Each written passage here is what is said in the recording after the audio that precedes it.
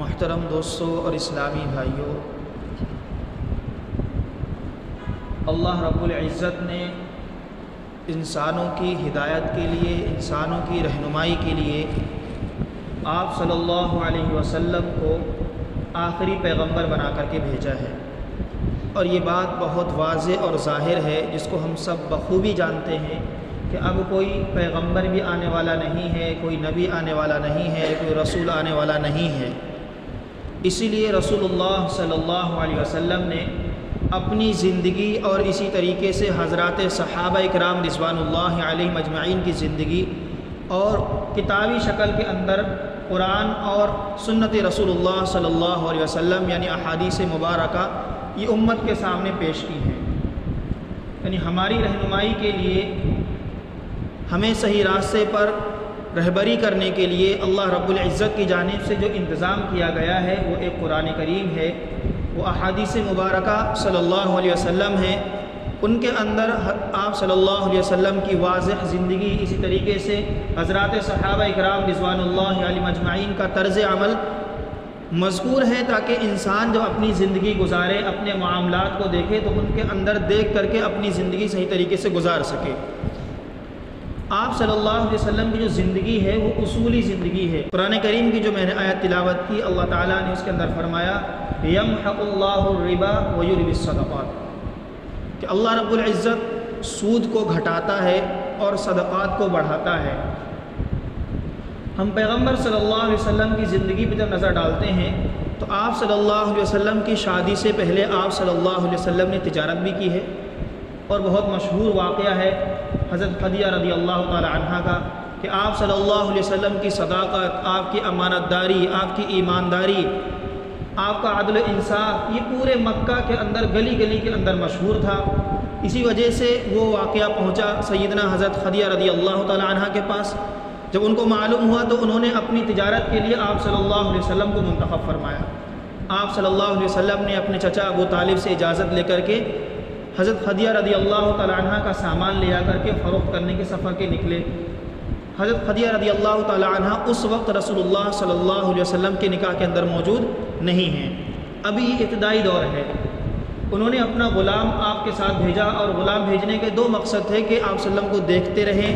آپ کی ہیلپ کرتے رہیں، مدد کرتے رہیں، کوئی ضرورت ہو پیش ہو تو، اور اس کے ساتھ ساتھ جو ہم نے ان کے بارے میں سنا ہے صداقت و امانت کا، ایمانداری کا، وہ کہاں تک سچ ہے۔ جب واپسی ہوئی ہے تو آپ صلی اللہ علیہ وسلم نے حضرت خدیجہ رضی اللہ تعالی عنہ کو جو سامان دیا ہے وہ جو لے کر گئے اس سے کئی زیادہ تھا، اور وہاں سے جو لے کر کے آئے اس کو مکے کے اندر جب فروخت کیا گیا اور دیگر بازاروں میں جب فروخت کیا گیا تو اس کے اندر اور زیادہ منافع ہوا، اور غلام میسرہ نے آپ صلی اللہ علیہ وسلم کی صداقت و امانت کی تصدیق کی، جس کے نتیجے میں آپ نے آپ صلی اللہ علیہ وسلم کے لیے نکاح کا پیغام بھیجا۔ اس کے بعد وہ واقعہ پورا نکاح کا ہے۔ بتلانے کا مقصد یہ ہے کہ جو تجارت ہے، قرآن حدیث کے اندر شریعت نے ہمیں اس کے ایک ایک لمحے میں، ایک ایک موڑ پر رہنمائی فرمائی ہے۔ تاجروں کے بارے میں رسول اللہ صلی اللہ علیہ وسلم نے ارشاد فرمایا کہ وہ تاجر جو ایماندار ہیں، جو سچے ہیں، مع النبیین والصدیقین والشہداء، کہ ان کا مقام اللہ کی نظر کے اندر بہت زیادہ ہے۔ وہ یا تو صدیقین کے ساتھ ہوں گے، یا انبیاء کے ساتھ ہوں گے، یا شہداء کے ساتھ ان کا مقام کیا جائے گا۔ لیکن اس کے ساتھ ساتھ اللہ تعالیٰ نے یہ بھی فرمایا ہے کہ اگر کوئی تاجر ایمانداری سے کام نہیں لیتا ہے، اگر کوئی تاجر بے ایمانی سے کام لیتا ہے، جھوٹ سے کام لیتا ہے، دغا سے کام لیتا ہے، تو اس کے لیے اللہ رب العزت نے بہت زیادہ وعید بے ارشاد فرمائی ہے۔ قرآن کریم کی بالکل واضح آیت ہے وَيْلٌ لِّلْمُطَفِّفِينَ الَّذِينَ إِذَا اكْتَالُوا عَلَى النَّاسِ يَسْتَوْفُونَ۔ اللہ فرماتا ہے بڑی ہلاکت ہے ان لوگوں کے لیے جو ناپ تول میں کمی کرنے والے ہیں۔ اب ناپ تول کے اندر اپنا تو لیتے ہیں، اللہ فرماتا ہے تو پورا پورا وصول کرنا چاہتے ہیں، کہ جب یعنی اپنی لینے کی باری آتی ہے تو دیکھتے رہتے ہیں کانٹے میں کہیں کمی نہ ہو اور کوئی دھوکہ نہ دے دے، جب دینے کی باری آتی ہے تو چاہتے یہ ہیں کہ کہیں نہ کہیں کچھ 19-20 کر کے اور میں اپنے معاملات کو نپٹا لوں اور مجھے کچھ بچت ہو جائے، چاہے وہ ناپنے کے اندر ہو، چاہے وہ تولنے کے اندر ہو۔ اسی طریقے سے جب چیزیں کو فروخت کیا جاتا ہے تو بعض مرتبہ دیکھنے میں آتا ہے، ہم اپنے ادھر بھی دیکھتے ہیں کہ تاجر بہت زیادہ جھوٹ کا استعمال کرتے ہیں، اور ان کا ایک جملہ ہوتا ہے کہ اگر اس طریقے سے جھوٹ نہیں بولا جائے گا تو تجارت چوپٹ ہو جائے گی، برباد ہو جائے گی، منافع نہیں ملے گا۔ میرے دوستو، رسول اللہ صلی اللہ علیہ وسلم کی زندگی دیکھو، صحابہ کرام رضوان اللہ علیہ اجمعین کی زندگی، حضرت ابوبکر صدیق رضی اللہ تعالیٰ عنہ خود تاجر ہیں، عثمان غنی رضی اللہ عنہ کا مال و دولت کے بارے میں تو بے تحاشا مال و دولت اللہ تعالیٰ نے ان کو نوازا تھا، اور ان کی زندگی کے اندر نہ جھوٹ ہے نہ بے ایمانی ہے، اور اسی طریقے سود نام کی تو کوئی چیز ہی نہیں ہے۔ اللہ تعالیٰ فرماتا ہے کہ بڑی ہلاکت ہے ان لوگوں کے لیے جو ناپ تول میں کمی کرنے والے ہیں، اور جو میں نے کہا کہ لوگ جھوٹ کا سہارا لیتے ہیں، اس کی سب سے بڑی جو مثال ہے لوگوں کے اندر جو دیکھنے میں آتی ہے، جب وہ مول بھاؤ کرتے ہیں، بارگیننگ کرتے ہیں، تو دکاندار کہہ رہا ہوتا ہے کہ فار ایگزامپل یہ کپڑا ہے، کہ کوئی کہے کہ یہ کپڑا 400 روپے میٹر ہے یا 500 روپے میٹر ہے، دکاندار، اور جب بارگیننگ کا موقع آتا ہے تو جو گراہک ہوتا ہے کسٹمر وہ کہتا ہے کہ میں 350 میں لوں گا یا 300 کے اندر، تو دکاندار کہتا ہے کہ اتنا کو تو مجھے بھی نہیں ملا ہے، اتنے کا تو مجھے بھی نہیں ملا ہے، اور لہٰذا ایسا کرتے ہیں 400 پہ ڈن کر لیتے ہیں۔ یا اس کے ساتھ ساتھ جب وہ ایک متعین رقم تک پہنچ جاتے ہیں، دیتے وقت وہ کہہ رہا ہوتا ہے دکاندار کہ مجھے اس کے اندر بالکل منافع نہیں ہوا ہے، یہ آپ ہو تو آپ ہماری اپنی بات ہے آپس کی، اسی لیے آپ سے منافع نہیں لے رہے ہیں، جبکہ وہ حقیقت میں منافع کچھ نہ کچھ لے رہا ہوتا ہے۔ تو یہ کیا ہے؟ یہ جھوٹ ہے۔ اللہ کے نبی صلی اللہ علیہ وسلم نے فرمایا کل قیامت کے دن چند لوگ ایسے ہوں گے جن کی طرف اللہ رب العزت رحمت کی نظر نہیں فرمائے گا، اس میں سے ایک وہ تاجر ہوگا جو جھوٹ بول کر کے اپنے خرید و فروخت کرتا ہے۔ کتنی بڑی سزا اللہ رب العزت کی جانب سے ہے کہ اس میدان محشر کے اندر جہاں نفسی نفسی کا عالم ہوگا، جہاں پر صرف ایک ہی سہارا ہوگا کہ اللہ رب العزت رحمت کی نظر سے دیکھ لے، اللہ رب العزت ہمارے ساتھ اچھا معاملہ کر لے، اللہ رب العزت ہمیں اپنے عرش کے سائے کے نیچے جگہ دے دے، اللہ رب العزت ہمیں آقا مدنی علیہ الصلوۃ والسلام کی شفاعت کبریٰ حاصل ہونے کا موقع عنایت فرما دے۔ اس دن اللہ رب العزت نظر پھیر لیں گے۔ بتائیں کوئی ٹھکانہ ہے ہمارا؟ نہیں ہو سکتا ہے میرے بھائیوں۔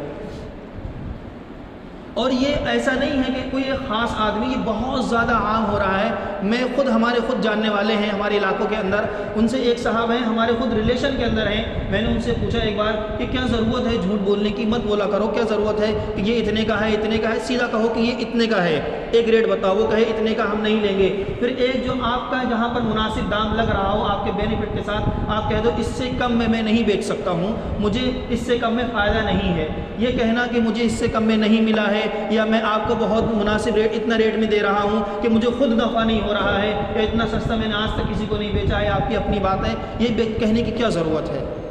کہنے لگے ایسے نہیں کریں گے تو تجارت چوپٹ ہو جائے گی۔ میرے بھائیوں، یہ جملہ کہنا یہ اس بات کی دلیل ہے کہ ہمارا رسول اللہ صلی اللہ علیہ وسلم کے اقوال پر یقین نہیں ہے،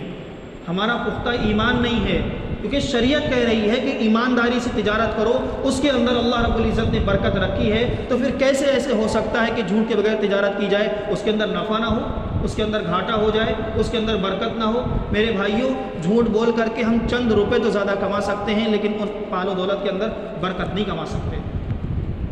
اس مال و دولت کے اندر جو فائدہ ظاہری نظر آ رہا ہے، اللہ تعالیٰ کوئی پریشانی دے دے، اللہ تعالیٰ کوئی مصیبت دے دے، اللہ تعالیٰ اس کو ایسی جگہ لگوا دے جہاں لگنا نامناسب ہو، تو ہم کیا کر سکتے ہیں؟ انسان مجبور ہے، ہم کچھ نہیں کر سکتے۔ اللہ نے بیماری دے دی، ہم ڈاکٹروں کے چکر پہ چکر لگا رہے ہیں، اور سارا مال و دولت جو کمایا وہ ختم ہو گیا۔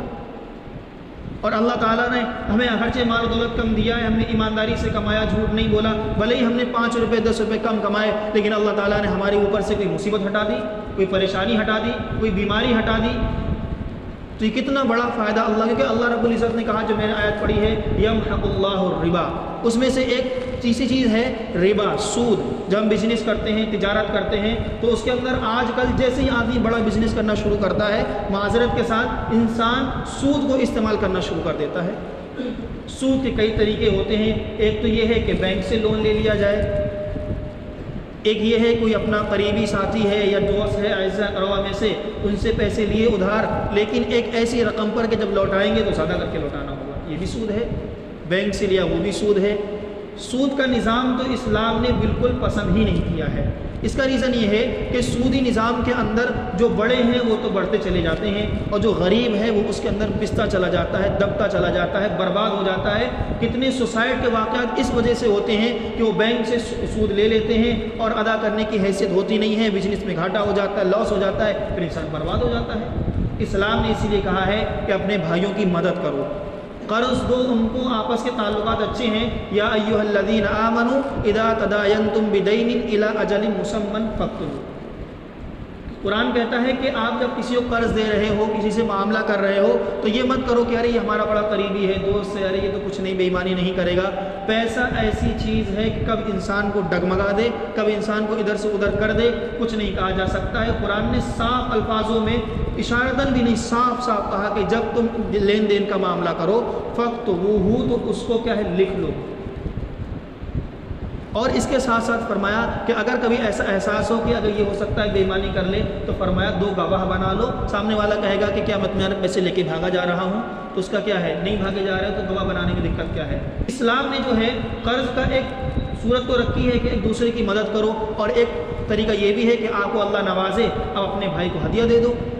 گفٹ کر دو، آپ اپنے قریبی سگے بھائی کو، اپنے کزن میں سے کسی کو آگے بڑھاؤ، اس کی برکت سے اللہ تعالیٰ آپ کے کاروبار کے اندر کس طریقے سے فائدہ دلوا دے، کچھ نہیں کہا جا سکتا ہے۔ تو میں کہہ رہا تھا کہ سود کو اللہ رب العزت نے حرام قرار دیا ہے، اور یہ بھی صدقات، اللہ صدقہ کرنے والوں کو، مال خرچ کرنے والوں کو، چاہے وہ مدارس پہ ہو، چاہے وہ مساجد پہ ہو، چاہے وہ علماء پر ہو، چاہے اپنے والدین پر ہو، چاہے اپنے بچوں پر ہو، چاہے اپنی بیوی پر ہو، یہ ساری جگہ وہ ہے جہاں پر انسان جب نیک نیتی سے خرچ کرتا ہے تو اللہ رب العزت کے یہاں پر صدقہ کے اندر لکھا جاتا ہے۔ اگر ہم اپنی بیوی پر خرچ کر رہے ہیں، وہ خود صدقہ ہے۔ اللہ کے نبی فرماتے ہیں بہترین صدقہ وہ ہے جو بندہ لقمہ اپنی بیوی کے منہ میں رکھتا ہے، کیونکہ وہ جو کما کے دے رہا ہے وہ اس لیے دے رہا ہے کیونکہ یہ بیوی ہے، شریعت نے اس کی ذمہ داری میرے ذمہ ڈالی ہے، میں اس کو کھلا رہا ہوں، میں اس کو پلا رہا ہوں، یہ سماج کی وجہ سے نہیں ہے، بس اس ایک اللہ کی وجہ سے ہے جس اللہ نے کہا ہے کہ اپنی بیوی کی دیکھ ریکھ کرنی ہے۔ میں اس اولاد کی تربیت کر رہا ہوں، یہ اللہ کا حکم ہے۔ پیغمبر صلی اللہ علیہ وسلم نے، صادق المصدوق پیغمبر صلی اللہ علیہ وسلم نے ارشاد فرمایا ہے کہ اپنے اولاد کی دیکھ ریکھ کرنی ہے، ان کی اچھی تربیت کرنی ہے، اچھی تعلیم دینی ہے۔ اور ایک بات بتلاؤں، اچھی تعلیم کا مقصد کوئی انجینئر یا ڈاکٹر بنا دینا نہیں ہے۔ اچھی تعلیم کا سب سے پہلا جو مقصد ہے وہ اسلامی تعلیم ہے، اس کو صحیح معنوں مسلمان بنانا ہے، اس کو قرآن و حدیث سکھلانا ہے، اس کو بڑوں کی عزت رسپیکٹ کیا کرنی ہے وہ سکھلانا ہے، اس کو چھوٹوں کے ساتھ شفقت کیسے کرنی ہے وہ سکھلانا ہے، نماز کی ضروری چیزیں کیا ہیں وہ سکھلانا ہے، بڑوں کے ساتھ معاملات۔ اگر وہ تاجر بننا چاہتا ہے تو تجارت کے بیسک مسائل کیا ہیں، یہ اعلیٰ تعلیم کے اندر شامل ہے۔ اس کے ساتھ ساتھ پھر انسان دنیاوی تعلیم کو فوکس کرے۔ یہ نہیں کہا جاتا ہے، اسلام نے کبھی بھی دنیاوی تعلیم نہ سیکھنے کی ترغیب نہیں دی ہے، بلکہ کہا ہے چاہیے کہ ہر میدان کے اندر مسلمان موجود ہوں، تجارت کے اندر موجود ہوں، کہ جتنا آگے بڑھیں گے تجارت کے اندر اتنا مسلمانوں کا اپنا ذاتی فائدہ بھی ہے، زیادہ مال و دولت ہوگا تو وہ اپنے غریبوں سب بھائیوں کی مدد کریں گے۔ رمضان کا جب موقع آئے گا یا ان کا جو سال جو ایک نصاب ہوتا ہے مکمل ہوگا، اس کے اندر زکوٰۃ واجب ہوگی، جب وہ اس کو نکالیں گے تو غریبوں کا فائدہ ہوگا۔ اس کو نکال کر اگر مدارس کے اندر دیں گے تو وہ بچوں پہ خرچ ہوگا، وہ دین کی تعلیم حاصل کریں گے، جگہ جگہ جا کر پڑھائیں گے، بتلائیں گے، تو یہ بھی ایک فیض جاری ہوگا۔ اور جو اس کی دوسری کمائی ہے اس کو جب اپنے اہل و عیال پہ خرچ کریں گے تو اس سے اللہ خوش ہوتا ہے۔ تو اسلام نے کسی دوسری پڑھائی کو یا بزنس کو منع نہیں کیا ہے، لیکن شرط یہ ہے کہ انسان سب سے پہلے اپنے آپ کو مسلمان بنائے، اور جس لائن میں نکل رہا ہے، جس چیز کو اپنا رہا، جس فیلڈ کو بھی وہ چوز کرتا ہے، اس کو چاہیے کہ اس کے بیسک مسائل کو علماء کے پاس جا کر سیکھے۔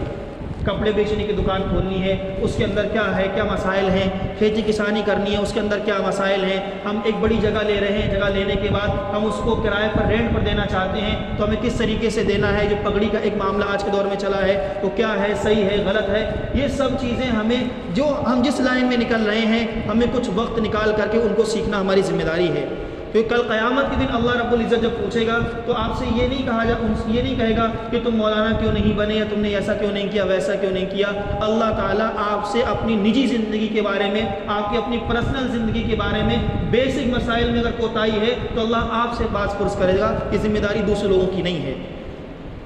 قرآن کیونکہ حدیث کے اندر اللہ کے نبی نے فرمایا ہے طلب العلم فریضۃ علی کل مسلم و مسلمہ،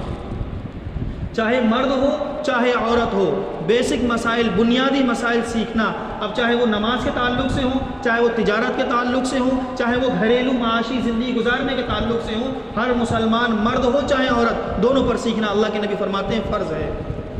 بہت زیادہ معلومات حاصل کرنا، یہ ضرورت سے زیادہ معلومات حاصل کرنا یہ سنن میں سے یا فرض کفایہ میں سے کہا جا سکتا ہے، لیکن ضروری مسائل کا سیکھنا یہ فرض ہے کہ اگر میری نماز کے اندر یہ کوتاہی ہو جائے، میری نماز ہو رہی کہ نہیں ہو رہی ہے۔ ایک ہوتا ہے ذہن سے نکل گیا وقتی طور، وہ الگ چیز ہے، انسان ہے ذہن سے نکل جاتا ہے، لیکن سیکھنا کہ میں جو نماز پڑھ رہا ہوں اگر میں دوسری رکعت میں کھڑا ہو گیا نہیں بیٹھا اور تیسری مجھے یاد آیا تو مجھے بیٹھنا چاہیے یا آگے نماز مکمل کر لینی چاہیے، چوتھی رکعت میں کھڑا ہو گیا اب مجھے یاد آ رہا ہے کہ چوتھی رکعت ہے کہ میں بیٹھ جاؤں یا کیا کروں یا 4-5 رکعت مکمل کروں، ایسا کرنا ہے کہ نہیں کرنا ہے۔ میں نماز پڑھ لی ہے، میرے کپڑے میں تھوڑی سی نجاست لگی ہوئی رہ گئی تھی یا کیچڑ لگی ہوئی رہ گئی تھی یا کسی پرندے نے بیٹ کر دی تھی تو میری نماز مکمل ہوئی کہ نہیں۔ یہ جو بیسک ایسے مسائل ہیں جن کا جاننا ہر شخص کے لیے ضروری ہے، اور آج کے دور میں کوئی بڑی بات نہیں ہے، کوئی مشکل نہیں ہے۔ ہفتے کے اندر دن کے اندر 10 منٹ نکال لیں یا ہفتے کے اندر 15-20 منٹ آدھا گھنٹہ نکال کر کے اپنے امام صاحب کے پاس، کسی اپنے قریبی عالم دوست کے پاس یا آپ کے رشتہ داروں میں، کزنس میں یا گھر فیملی کے اندر کوئی ہو،